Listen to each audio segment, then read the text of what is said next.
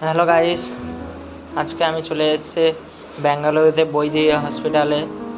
এটা বৈদি হসপিটালে হচ্ছে মেন গেট, ওই সাইডে আছে সেকেন্ড গেট।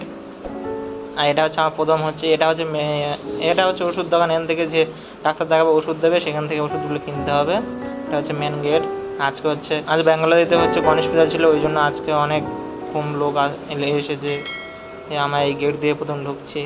এই গেট দিয়ে এটাই হচ্ছে মেন গেট, এই পথে সবাই ঢুকে। ব্যাঙ্গালোরেতে এটা একটা ভালো হসপিটাল। ব্যাঙ্গালোরে 3টে ভালো মেন হসপিটাল আছে, তার মধ্যে এটা সব থেকে ভালো, কম খরচে তোমার এই হসপিটালে চলে আসবে, কম টাকা হয়ে যাবে। এটা ব্যাঙ্গালোর হোয়াইট ফিল্ডে কাছেই মেট্রো স্টেশন আছে, বৈদি মেট্রো স্টেশন আছে।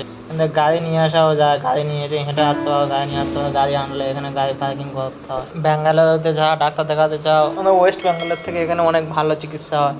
এখানে আসতে পারো, এখানে কম খরচে হয়ে যাবে, এখানে ভালো ডাক্তার পাওয়া যায়। এখানে অনেক বাঙালি আছে, এখানে অনেক বাঙালি আসে সবসময় এই হসপিটালের মেন রিসেপশনে। এর ভিতরে ঢুকলেই প্রথমে একজন আছে বাঙালি, সে বাংলাতেই কথা বলে, কোনো অসুবিধাও হবে না। ফার্স্ট টাইম এলে সব কিছু বুঝিয়ে দেবে, বলে দেবে। এখানে আমি ডাক্তার দেখতে এসেছি আজকে।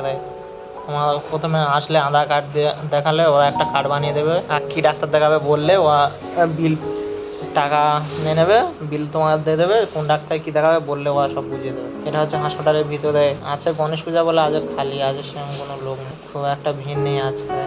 গণেশ পূজায় পূজা